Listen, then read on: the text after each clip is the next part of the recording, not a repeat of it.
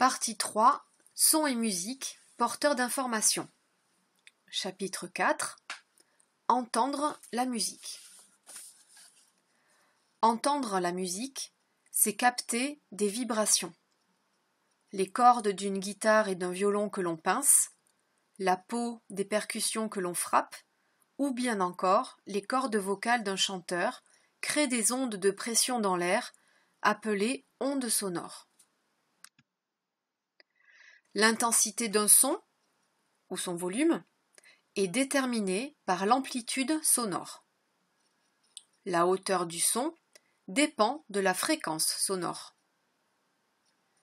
Les ondes sonores courtes et de haute fréquence produisent des sons aigus, tandis que les ondes sonores longues et de basse fréquence produisent des sons graves. Les individus jeunes et en bonne santé peuvent capter des sons dont la fréquence est comprise entre 20 et 20 000 Hz et d'intensité comprise entre 0 et 120 décibels. La capacité à capter les ondes sonores diminue avec l'âge, mais aussi en fonction du mode de vie. C'est ce qu'on appelle la fatigue auditive. Voyons dans un premier paragraphe l'organe qui permet de recevoir et de transmettre ces vibrations sonores, c'est-à-dire l'oreille. Intéressons-nous dans un premier petit paragraphe à la structure anatomique de l'oreille. On remarque tout d'abord qu'elle est constituée de 3 parties, l'oreille externe, l'oreille moyenne et l'oreille interne. L'oreille externe se comporte comme un entonnoir acoustique. Elle est constituée du pavillon, du conduit auditif et de la paroi externe du tympan. Elle va capter et canaliser les ondes sonores aériennes qui proviennent du milieu extérieur pour les acheminer vers l'oreille moyenne. L'oreille moyenne, quant à elle, est délimitée d'un côté par la membrane du tympan et de l'autre côté par la fenêtre ovale.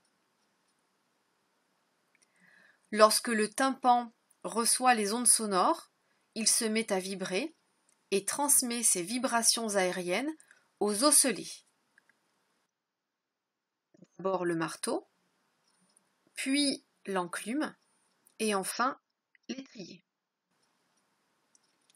Ceux-ci vont alors transformer les vibrations de l'air en vibrations mécaniques, appelées aussi vibrations solidiennes, jusqu'à cette fenêtre ovale. Là, les ondes solidiennes vont passer dans l'oreille interne, au niveau de la cochlée, où elles seront transmises sous forme d'ondes liquides.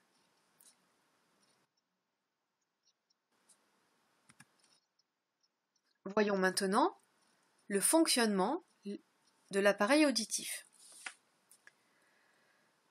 La fonction physiologique de cet appareil auditif est triple. Il va recevoir les ondes sonores par le pavillon de l'oreille externe, il va les transmettre et les convertir en ondes mécaniques ici, jusqu'à l'oreille moyenne, qui les amène à l'oreille interne, où elles vont être converties en messages nerveux pour permettre la perception du son. Pendant son cheminement à travers l'oreille, le son va passer sous différentes formes. D'abord, c'est une onde aérienne dans l'oreille externe. Le tympan la convertit en onde mécanique dans l'oreille moyenne. Les osselets transmettent alors cette onde dans le liquide de la cochlée, où les cellules ciliées le convertissent en message nerveux auditif. Voyons alors dans un grand 2 la naissance de ce message nerveux auditif.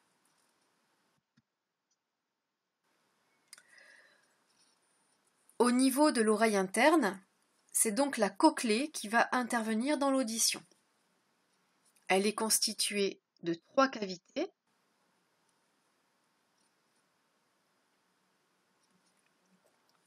Remplies d'un liquide que l'on appelle l'endolymphe.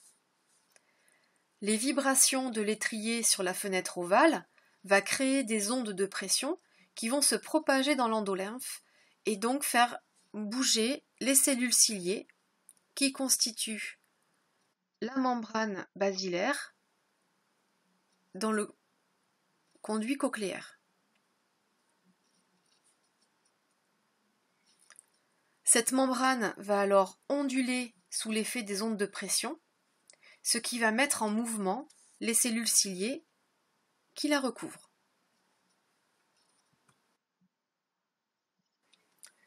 Le déplacement des cils vibratiles des cellules ciliées va provoquer une modification de l'activité électrique des cellules. Elles vont alors pouvoir entrer en résonance avec certaines fréquences des vibrations qu'elles reçoivent, ce qui va créer un message nerveux auditif qui sera conduit vers le cerveau par l'intermédiaire du nerf auditif. Les cils vibratiles sont très fragiles et ils peuvent être endommagés par des sons trop intenses. On voit ici une vue au microscope électronique de cils vibratiles de cellules ciliées normales chez un rat. Et voilà les mêmes cils après un traumatisme sonore important. On voit qu'ils sont complètement désorganisés et qu'il y en a beaucoup moins. Cette désorganisation, ces dégâts produits par le traumatisme sonore sont irréversibles. Ils peuvent entraîner des troubles auditifs, comme des acouphènes, une hyperacousie, donc les sons paraissent beaucoup plus forts, beaucoup plus violents, ou alors une surdité.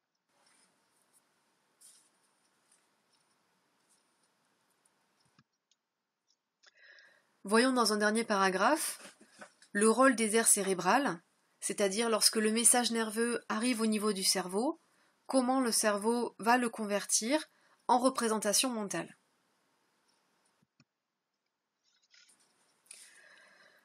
Lorsque le message nerveux auditif arrive au niveau du cerveau, une région que l'on appelle le cortex auditif s'active dans chaque hémisphère. Vous avez ici, à partir de la cochlée, le nerf auditif qui va transmettre le message nerveux, ici, jusqu'au cortex auditif de l'hémisphère gauche. Et là, à partir de l'oreille droite, le message nerveux va jusqu'au cortex auditif de l'hémisphère droit. Dans chaque cortex auditif, on va distinguer 2 aires qui sont impliquées dans la perception des sons. Le cortex auditif primaire, ou aire auditive primaire, joue un rôle dans la reconnaissance des fréquences.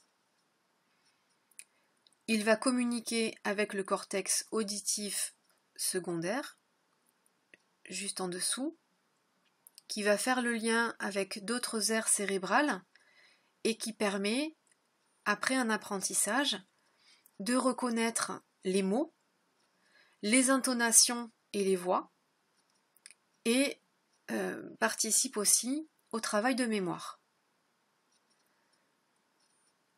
Lorsque le message nerveux a été intégré dans ce cortex auditif, il va permettre donc une perception sonore consciente.